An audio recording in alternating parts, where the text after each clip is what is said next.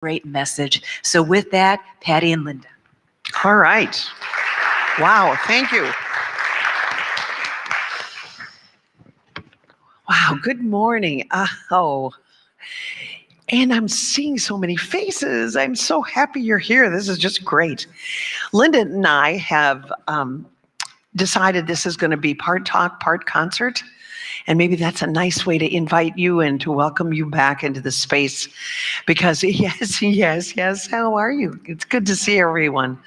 And so, since we were just doing the Jazz Women All-Stars at the Jazz Festival on Friday night, we're warmed up. I'm nice and hoarse. It's perfect.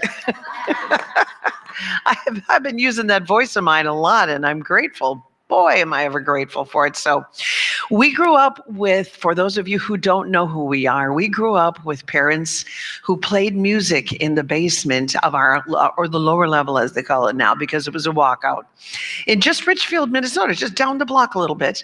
And this was the norm in the Peterson house. Maybe you don't know that, but Mom and Dad, Jeannie and Willie Peterson, were at the time staff musicians with WCCO Radio long before records came in. That was about 1961. And there were many on-site presentations of radio programming. And that started in about the 1930s, I would say, if not even before. But our mom was 15 when she started singing for WCCO Radio. She and her sisters had a group. Mother ended up staying until the early 60s. And when television came to be, both Mom and Dad were the music for the television in the early 60s. So we grew up with this as an influence, and more so as a second language. And we often say this, Linda, you want to do the punchline? We'll often say that, when we would go play with our friends in the neighborhood. I'm not sure I'm on here. Oh, yeah, I am. We would just say, what does your dad play? Not what does your dad or mom do? Back then it wasn't what does your mom do? But I mean, we had a freelance household that we grew up in, and they didn't teach one of us music. So what was interesting about that is the impression of music was given to us simply because of the atmosphere and the environment and musicians coming over and rehearsing. And it was really a beautiful way to not realize it, but have a seed planted, which has become our way of life, all 5 siblings, even though we've dabbled in some other things in life. But now the grandchildren, and now the great-grandchildren. My 12-year-old granddaughter was doing a Stevie Wonder tribute with her School of Rock band yesterday. And I went, oh my goodness. She sang what we call in the business a lick, a little curly Q on a note, that it's like, okay, she's never done that before, and she's 12. So I was super excited about that. Anyway, she was singing Superstition, and she's just kind of real mellow in how she rocks.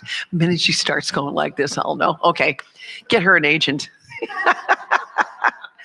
Anyway, this theme is so interesting to me right now because we've had so many things in our lives that would create this title that we've all been speaking about in June, and that is Judgment, Cleanse. Judgment and Cleanse, and putting them together to just kind of explore some personal reasons why we wanted to put those 2 words together. It's an interesting thing to try to come up with something to say to everyone, because I think the journey has been so personal for our lives, but especially these last 15 months. This has been an incredible time of going within and coming back out. I feel like a munchkin. Remember when Glenda the Good Witch said, come out, where? And everybody's walking out like this, right? I feel like that's what we're doing. Even though I've been performing for a while, back out, doing radio, back in the building, I still feel like everybody's kind of going like this. So to see however many people are here today, is it 30 or 35? Thank you so much. I love that you are comfortable coming back in. I know they've been so careful here and so welcoming, no matter where you are on your journey or on your safety level for this pandemic we've been experiencing. So Sit back. It's time for a little music. What do you think? Let's do Give Me. This is a song our mom used to sing quite a bit. As a matter of fact, she recorded on one of the CDs we did together. Folks are blessed to make the most of every day, living by their own philosophy. Everyone beneath the sun must find a way, and I have found the only way for me. I don't believe in fretting or grieving. Why mess around with strife? I never was cut out to step or strut out. Give me the simple life. Some find it pleasant, dining on pheasant. Those things roll off my knife. Serve me tomatoes, mashed potatoes. Give me the simple life. A cottage small is all I'm after, not one that's spacious and wide, and a house that's filled with joy and laughter, and ones you love inside. You take the high road, I'll take the slow road, far from care and strife. It sounds corny and seedy. Oh, yes, indeedy. Give me the simple life. Take it, sis.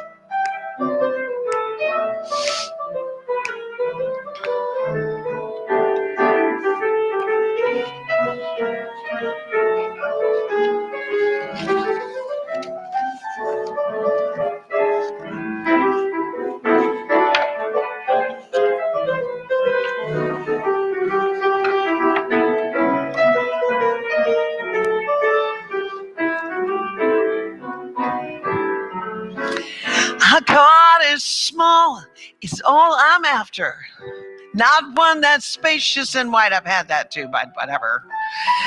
A house that's filled with joy and laughter, and the ones you love inside. You take the high road, I'll take the low road, far from care and strife. It sounds corny and seedy. Oh, yes, indeedy. Give me the simple. All I want is a simple. Give me the simple life. Oh, yeah.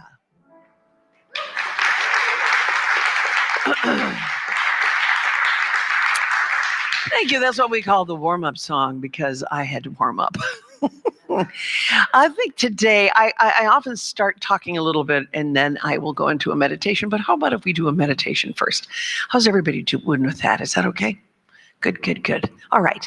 So if you're new to meditation, I will invite you to relax, if that's possible, into this chair that you're sitting in. And feel the support of the chair underneath you. If you're so inclined, you can lean back and feel supported in your back, and allow the body to let go of any tension. Feel your feet firmly planted on the ground. And as we begin today,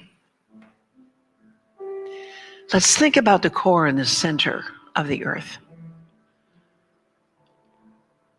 Let's think about grounding ourselves, and the energy that comes from above goes through us and goes out through our feet, grounding around the center and the core of the earth. And with your breath, in and out, feel that grounding and relaxing in your feet, in your ankles. Pull that grounding yet relaxed feeling up to your knees, your upper legs. As you're sitting in this place, if there's tension in your hips and in your low back, in your next breath, breathe in and breathe that tension out so you are feeling so relaxed sitting in this chair.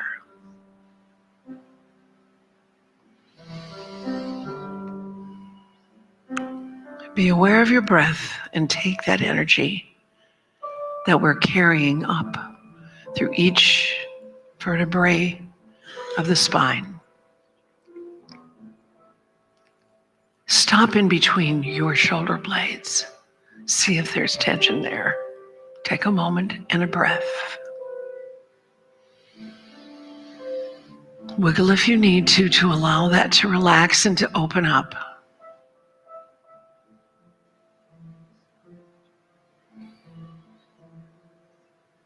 And follow that energy up your spine now to your shoulders and the base of your neck.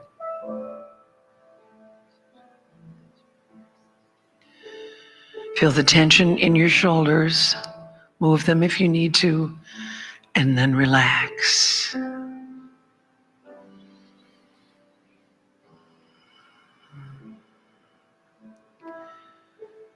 While we're in this area, take note of tension around your heart.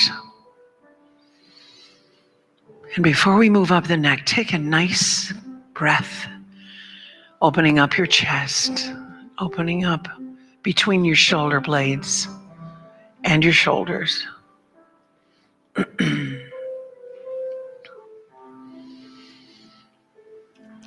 And this is a safe place for you to open your heart and allow.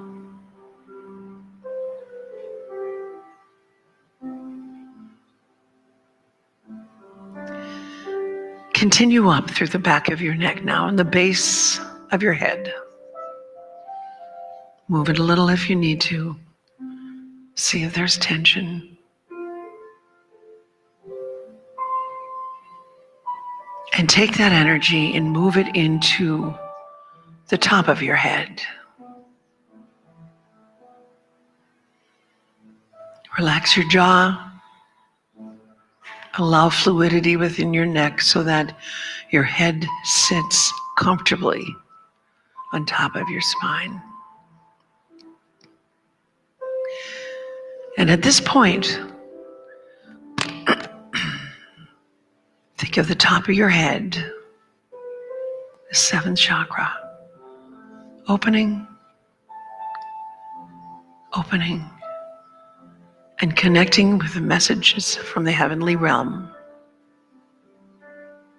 Coming in to this open vessel, this relaxed vessel that you are. And take a breath and honor that energy that comes from below and comes from above. And breathe.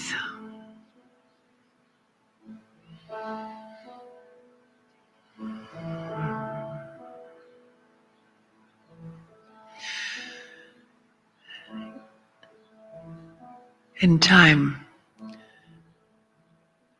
you will remain open like this as we talk and find a place where giving and sharing and remembering that we are a human being having a divine and spiritual experience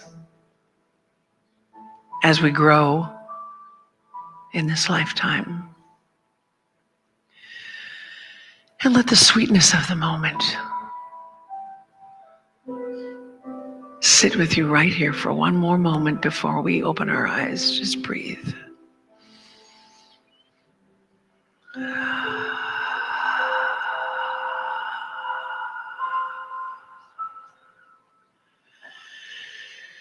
And on your next breath,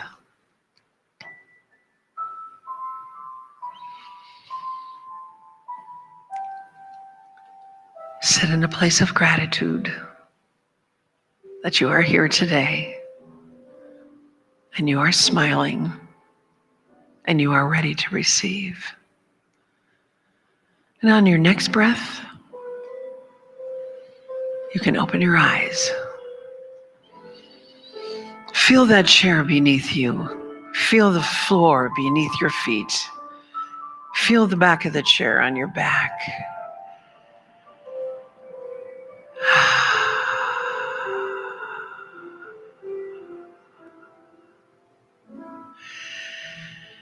And open when you're ready.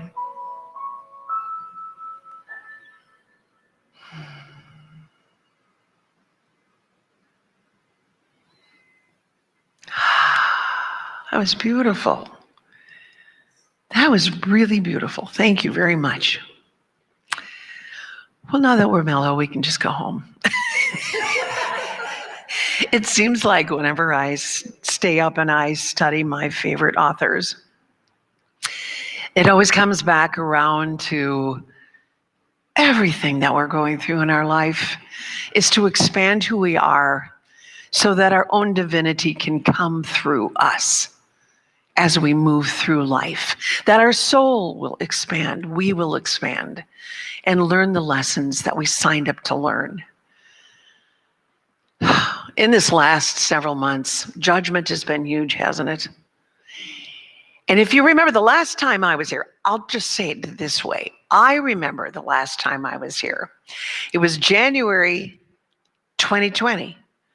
One of the first Sundays, if not the first Sunday, after the new year. And I always talk about how you, at your birthday and at the beginning of the year, that there is a great deal of energy around those two dates in our lives per year. And 2020 Vision was the title in January of 2020. We were excited. I felt a vibration I hadn't felt in a long time. I loved the fact that we were doing 2020 Vision. Oprah even came to town. Guess what? That was her theme. 2020 Vision. And I was ready for what the new year was going to bring. And all of you who attended that day and that month were ready for what the new year would bring.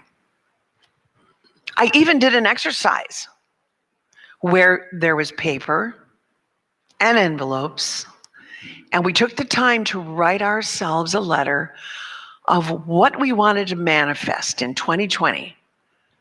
And then I took all your letters and mailed them to you. How many received their letter back?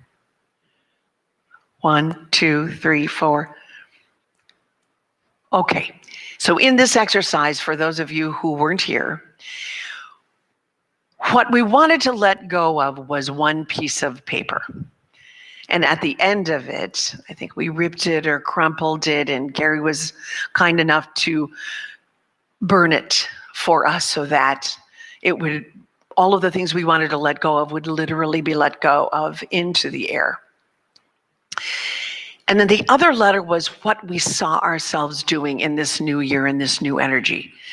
And that was private. I didn't look at it. Everyone sealed their own envelopes. And then right after Thanksgiving, I put stamps on them, even though it was COVID, and sent them out. And I thought, wow, will this be an interesting lesson? So from the time in January to the time of the holidays, we had a much different year than we thought we were going to have. Do some of you mind talking to me just a little bit about what you experienced? I just want you to get kind of the grasp of this. You had received one of them. Okay, so let me just ask you a couple of questions, if you would, please. First name, please. Sharon. Sharon, hi. Just so people who are watching on live stream, you received that letter. It was the holidays, and everybody was making different plans about what are we going to do for Thanksgiving, what are we doing for Christmas, or whatever you celebrated. Did you open the letter? I did. So how were your goals? I mean, did you look at them and go, what was I thinking? Or did you hold on to some of those goals that you wanted to accomplish? I remember they were really in line with what I wanted. I wasn't specific And I was asking for more peace, love, joy. And I recall just having the feeling that it happened. Even though the challenges. Yes. So Because peace, internally- love, joy happened in her life, which is what she wrote about in her letter to herself, right? Go ahead. Yes, and internally, that's where it all happened during COVID, was to get more centered, find more inner peace, and stay healthy. Oh, well, bravo. That's great. Thank you. Who else would tell me a little bit about their reactions when they opened their letter? Someone else? I think this is very interesting in the lesson itself because of what was laid on top of it. Who else had a letter? Would you mind? Nobody, no one's fessing up. I know there was more of you. I didn't write one. I wrote one at Thanksgiving because I was watching an online service and things that I would want to try to create in my life. How about you, Tina? I don't remember if you had done that or not, the letter. No, I hadn't done it. And I think that would have been a profound thing to get the letter back. Yeah, I don't know what to say about that. And seriously, I mean, if you want to jump in at any time and just say what it was like, the contrast was really available for people in this last year. The contrast of how we're intending to live and the contrast in the way we ended up living. I'm saying we, the collective we. Maybe you stayed peaceful during this whole last 15, 16 months. I think the reason we're talking about judgment is because a lot of people went back to maybe some old behaviors that included judgment. And because it was a really scary time, okay? You agree? I mean, I think it was a really scary time for us to be out, not out, inside. I mean, like literally, they say go within. I went within. I've never been that idle. I don't think I've ever watched so many game shows with my husband in my life. And we were sick of making dinner and doing the dishes. A pizza went in the toaster oven. So thank you very much. But here's what I loved about last year.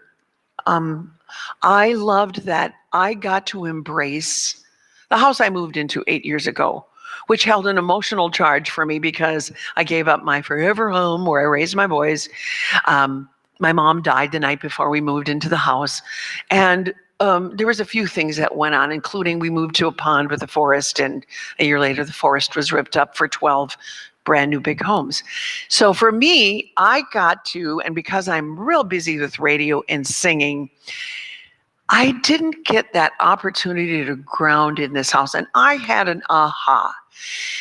You know, when you walk into a house, maybe you're out in the market and you're walking into that house for the first time, you can feel an energy. And when I was looking for houses to replace this home we were in for 22 years, my youngest boy was about 14 at the time. He was in college. But he would walk downstairs, being that he was raised in spiritual settings, Key to Life Center, Lake Harriet, Unity. So he could talk about, Mom, the energy down here is cold. Mom, the energy down here is warm. Oh, that's where we're living. So for me, in this last year, I had the opportunity to live in the space I didn't want to go to. 10 minutes away from my other house, but the child in me was very active when we were moving. She didn't want to go. And I loved, boy, did I get used to my office, doing radio from my office at home. The CDs are still piled on my desk. Of course, it was winter for a lot of it though too, but I mean, like, I really made a discovery of how the energy within a space can support you as you are on your journey. Do you feel that in your own homes? Do you know how to create that in your own homes? If not, diffuser, candle, meditation, whatever vibration you're choosing to put out into the universe, it's a nice little vibe right in your own home. So acknowledge that. I was able to be grateful for that. That was huge for me. I was able to be grateful for my home. So the judgment piece comes in some very confusing ways. And I'm going to just talk personally for a minute. Judgment piece was, I lived with my husband who wouldn't go out of the house.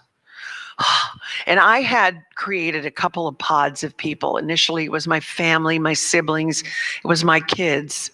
And things changed when in October I got a positive COVID result. I did not get sick, but I didn't get my hip replacement either. It was the same week. And I had to see now, why would that happen? Because 2 days prior, it was negative. What was happening in the universe? It was like these aha moments. What was happening in my life? What was Spirit trying to tell me? And that week, one of my very best friends died. And I feel like that wasn't the right divine timing for me to alter me so that I wouldn't be able to be out there. Now, granted, I couldn't go to her bedside or anything, but I had to reason with myself each and every step of the way. I would judge people who didn't want to, wear a mask, or who was really planting some funny things regarding vaccines and didn't stick to reality. I mean, honestly, when you're around little kids or you have a health issue, you listen to your doctors. And some people didn't like that very much. But these are the times when we, to protect ourselves, can become judgmental. And why? Because fear is within us. The fear of this great unknown was within me, within my husband. I mean, by the time that I had my hip done, in the middle of the winter, the coldest week, by the way, no one missed me. Really, there was nobody allowed over except my sis to take care of me and my kids, who got COVID tests every time they came over. We were looking for safety. I was looking for safety in all of this. Patty? And so my judgment was definitely there. Yeah. I just wanted to say one thing. I bet others here have felt that way. I remember you and I being tearful after we could finally hug after 3 months. Was last summer. Yeah, which was just like, and we're such a hugging, affectionate family. For us to not be able to engage like that was really difficult. We created our own family pod, or so we thought. So being able to hug is what she said was such a great, great feeling, tearfully so. Okay, so I'm getting a little off in that. That was my entrance to judgment of people. And when you have spiritual practices that you're doing every day, and that you're trying to live from a place of an elevated scenario where you try to watch, or you do watch, what's happening with the world and try to keep an open mind about absolutely everything, that's really difficult. Now, a few things on reading about judgment. There's a woman by the name of Gabrielle Bernstein who's got a book out called Judgment Detox. And she gets into the spiritual realm of it all and why we have to do that. And she said, when we feel out of control, you want to blame other people for our discomfort. We also act out of old addictive patterns. One of the most addictive patterns is judgment of others. We're talking about others right now. And it's because unconscious wounds are activated when we go through something like we just did, and we might be acting out, well, I can't be around that person or whatever. And it can be politically. It can be what happened last week with Chauvin. I'll just be God honest with you. People had judgments about all of that as well. See, people get on your nerves in a 15 months like we just had. It is really tough to fight those things off. So whatever we're in it, and we have been in it for the last 15 months. But this judgment, when we're in judgment, it gives us a high at first. Oh, well, I'm not that person. I'm not going to ever do that. And then the more you judge, she talks about how it ends up feeling like a hangover. And it creates like an isolation. But the theory is if you are judging, if you don't like someone and you don't like a particular personality trait, even Debbie Ford and Carl Jung talks about this, what you're seeing in that person, you possess it in yourself, which is why you recognize it. Okay? This is stepping into shadow work. But for some reason, when we see it in someone else, you've got to think about this. I love this. I say this to my family. When you're like this, what's happening? How many fingers are pointing back? 3 back at me. So really, that for me was such an aha. And I suppose I took the shadow processing course 20 years ago with Debbie Ford at Deepak's place. She was a guest on the radio show that I did for a long time. And this really got to the core of some of the darkness that lived inside of me. These voices we push under the rug that you can't feel that way. You can't say that. Well, guess what? There's a message in those voices. Bring them out in the open. Figure out what they're trying to tell you. The judgment piece. Give that personality a name if you want to. And you can put it back, but you're living your life, as I've said in the past, from a place of wholeness because you're listening to those voices as well as your spiritual consciousness. Now, Neil Donald Walsh, in his Conversations with God book, talked a lot about judgment, but he gave the most interesting example of road directions. And I can't really repeat it to you right now, but like if you're telling somebody directions to get somewhere, that's an observation. An observation has no emotion. Think about that. You're simply observing the scenario. If you have judgment, there's an emotion behind it. So that hangover that Gabby was talking about, Gabrielle, that's what you do if you're doing it time and time and time again through judgment, which... Take your spiritual principles, crawl up the ladder a little bit, see how all of these pieces fit together, and try to look at why a person might be acting a certain way as an observation.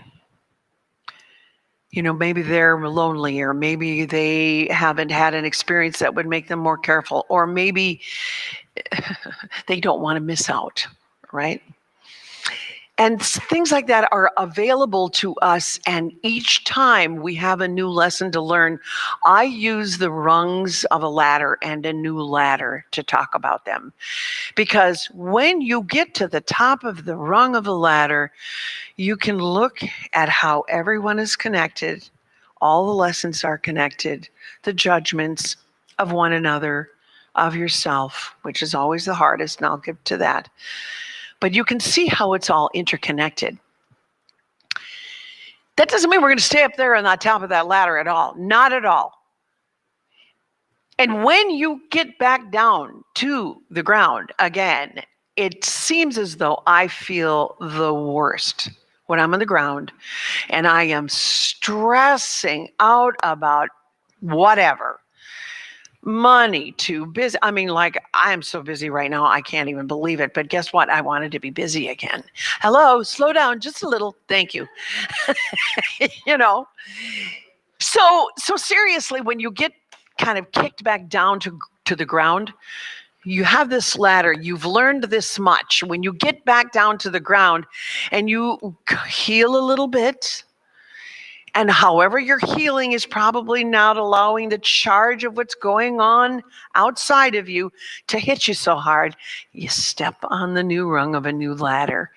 And as you begin to feel better and you see how things are connecting, you crawl up this ladder.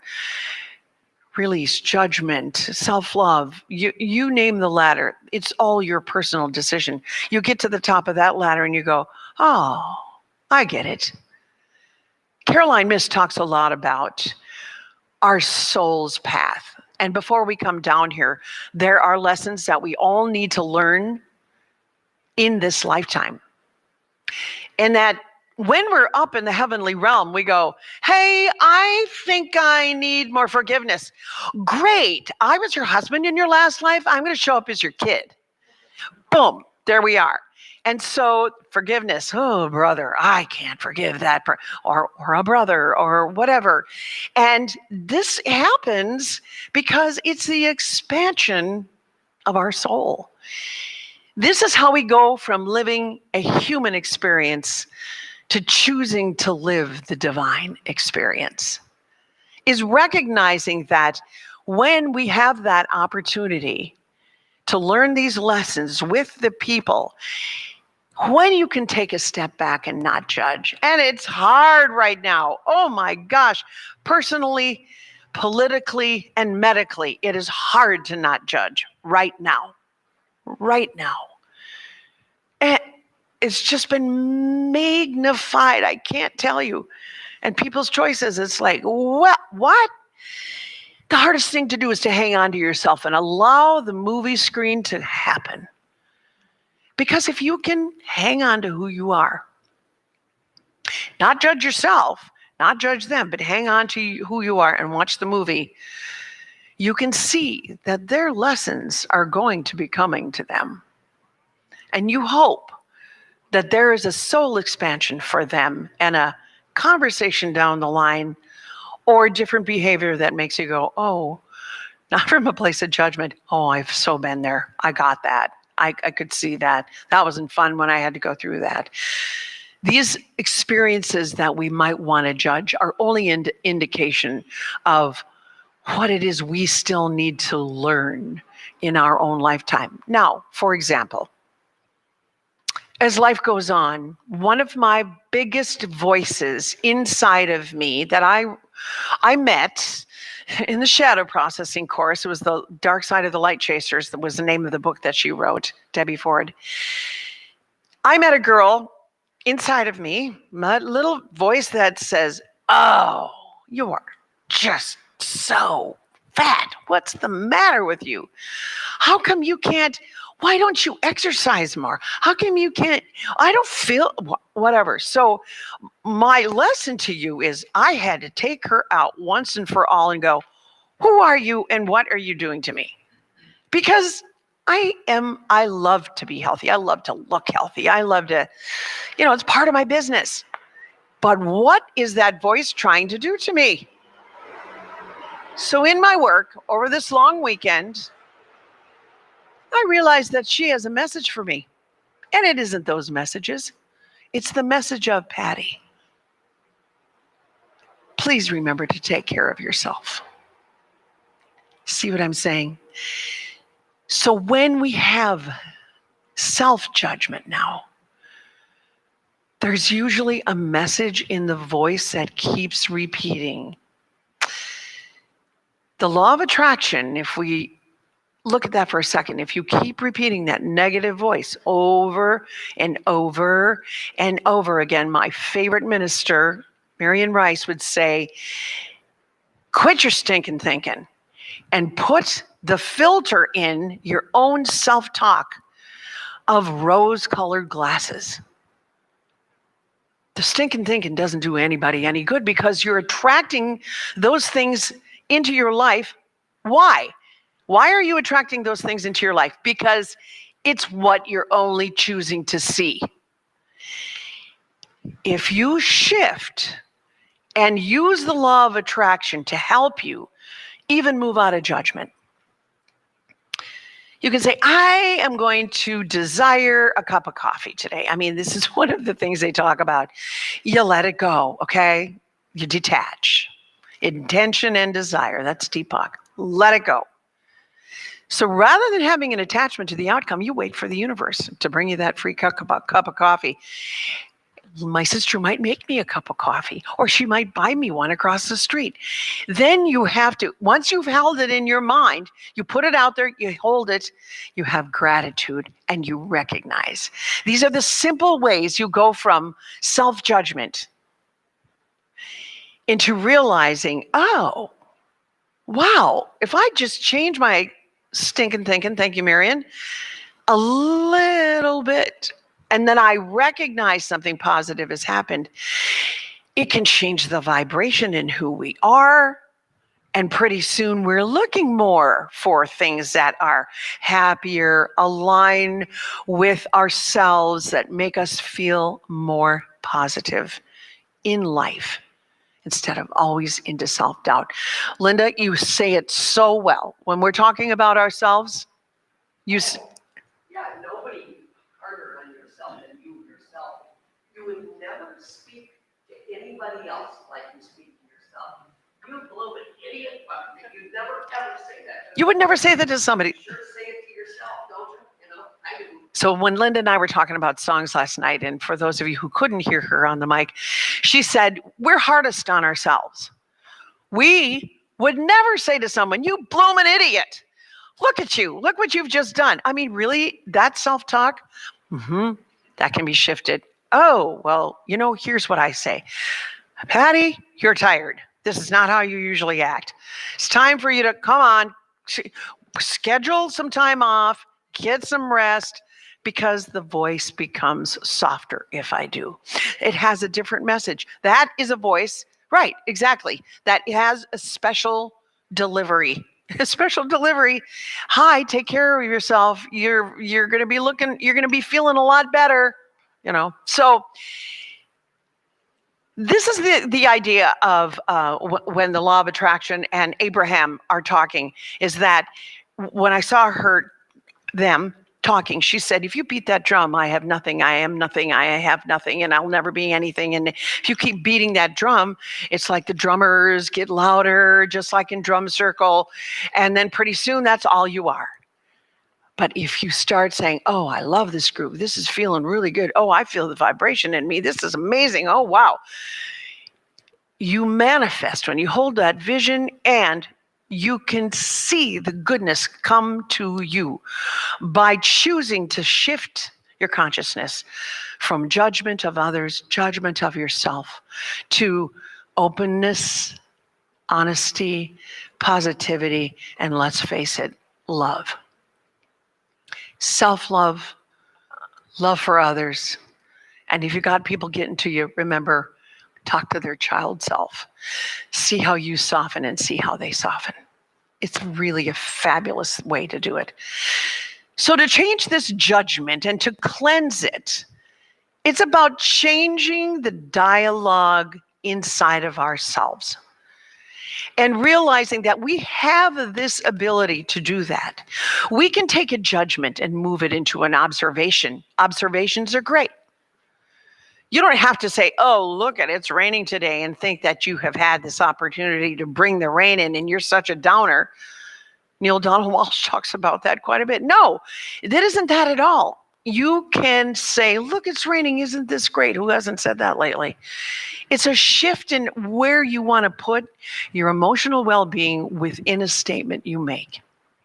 An observation, a judgment, two separate things. And when I said love, Marianne Williamson did a lot of work with A Course in Miracles. As you know, and I signed up in the beginning of the year to try to study it, and it is just such beautiful work. But she said there's two places we live. Love, which is spirit, which is God, and fear, which is being away from God, away from and living in fear. So what do? You open yourself up. If you're a prayer, you pray. If you meditate, you meditate. If you listen to amazing music, you do that to change who you are from the inside out. You put on your favorite essential oil or your favorite candle. You don't turn on television and radio, but you might listen to some awesome music that takes you away. If you change the environment within you and in your near circle, if you change that, you can feel the vibration supported of wanting the positivity in your life. You can do this. We can all do this. And the reminder from you today, from me, is that we have a lot that we're going to be faced with in regard to judgment, because everybody is still recovering. Our state, our city, our universe, people, illness, tragedy, learning about negative things 30 seconds later. We're still healing. We're still recovering. Hang on to yourself. Hang on to your energy. When you feel yourself slipping and you're going like this, remember, you need time for yourself. You need rest. It's okay to say, not this time. I'm not going to go out there. I'm going to gather my molecules and put them back where they belong. And it's something we can all do, and you all know how to do it here. You wouldn't be sitting here in this room at this time. The judgment can become an observation.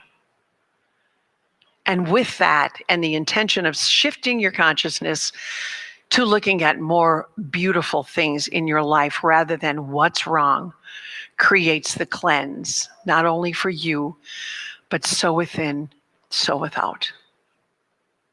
So as you look at the directions and you look at above and below and center in your heart, you can create that environment. And if you're one who knows how to open up the directions in your space, do it. Do it. Create that vibration, north, south, east, west, above, below, center. And live there. Live in that safe place. You can observe, but do your best to not have the negativity of a judgment be a part of who you are. I'll say anymore if a part of you anymore if you're experiencing that right now. As we move through life, judgment is not something that lifts us. It can burden us. But if the judgment won't go away and there's a voice, identify the voice, identify the gift of the voice, and say, okay, you've had your say, and put it away. Go back to using your law of attraction and manifesting. This is a great life. Play that drum. Oh yeah, I love that coffee this morning. You can create that. I want to create. I choose to create. Kat Thompson would talk choose, conscious languaging, things like that. Those are all things that create a judgment cleanse. And be careful. If you don't want to watch the news, don't do it, okay? Just do what enlightens you in your life to move forward as the spiritual being you know you are, so that you can live in your own divinity. And everybody stay positive, because I love you all. Let's do that song right now. I think we're going to do positive right now, but I think I'm running out of time. Okay, I'll do this quickly, and then we'll do, I have to find my words first. How about that? Maybe you have them?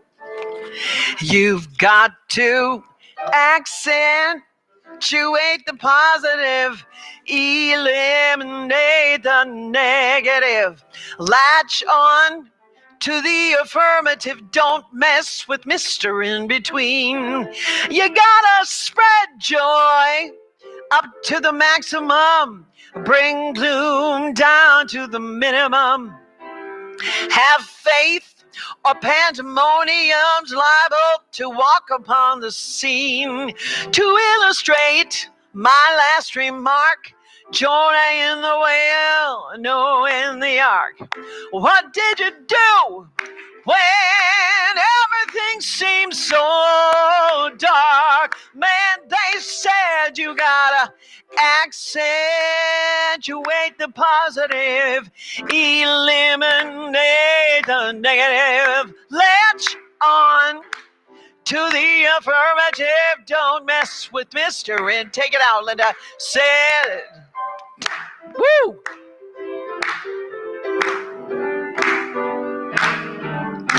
Feels good to move, doesn't it?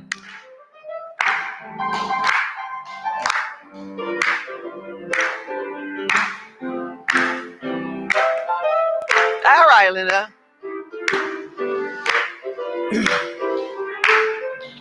A little gospel in the morning, that doesn't hurt anybody.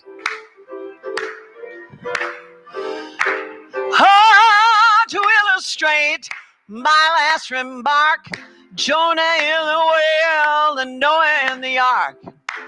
What did they do when everything seemed so dark? Man, they said you gotta accentuate the positive. Sing it if you want. Eliminate the negative. Latch on to the affirmative, don't mess with Mr. In Between. I said, don't mess with Mr. In Between. Oh, don't mess with Mr. In Between. Woo!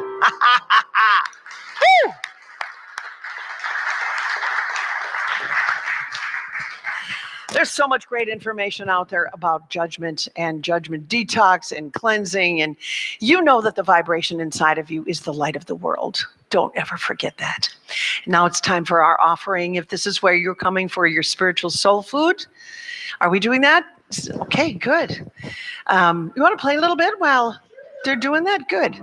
So I'd like to remind everyone to dig deep, and the ushers will bring out the baskets, and also you can go online and be a regular donator every week if you'd like.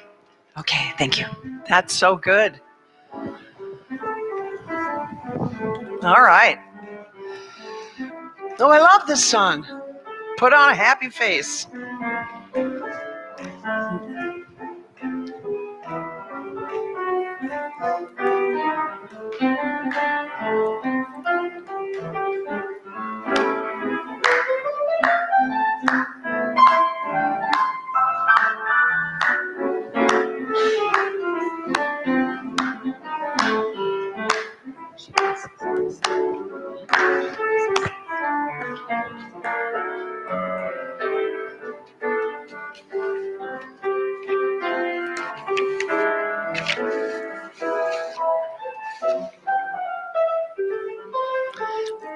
Okay, ready?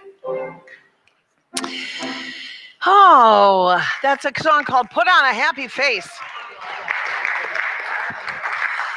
And if you're one who is a weekly giver on the website, I want you to just say thank you for that, because that's really been a great help. And if you are interested in learning more about that, please do ask that question. But right now, for what you give out into the world and the divine light that you are, and for this great support of this spiritual facility, the community center, it's just follow with me. God's perfect love, flowing through me, blesses and multiplies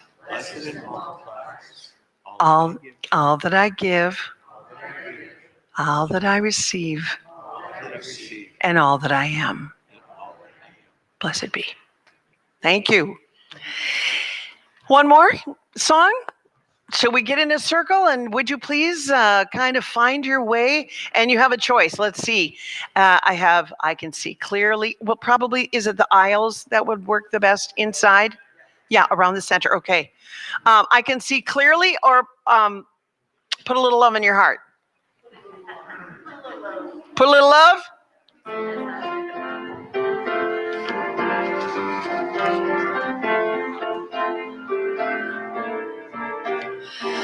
Think of your fellow man, lend him a helping hand. Sing it. Sing with me if you know it. You see it's getting late. Oh, please don't hesitate.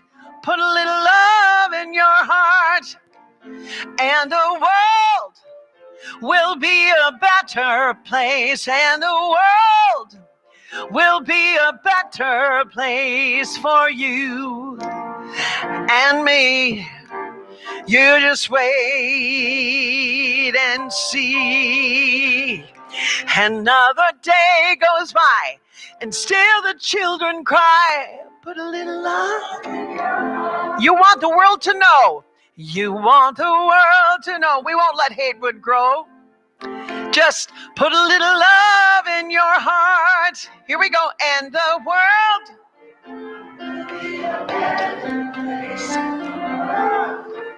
will be a better place for you and me. Just wait. Put a little love in your heart. Put a little love in your heart. Put a little love in your heart. Put a little love in your heart. Let's do that third verse. Now take a good look around, and if you're looking down, put a little love in your heart. And I hope when you decide, kindness will be your guide. Put a little love in your heart, and the world will be a better better place, and the world will be a better place for you and me. Just wait and see. Oh, put a little love in your heart. Come on. Put a little love in your heart. All right. Put a little love in your heart. Put a little love in your heart.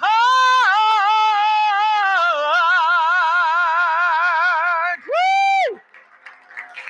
Thank you, everybody. Thank you so much for being here today. And thanks for being back open, Gary, and everything that all of you do. Appreciate it. All right. Linda, my sister.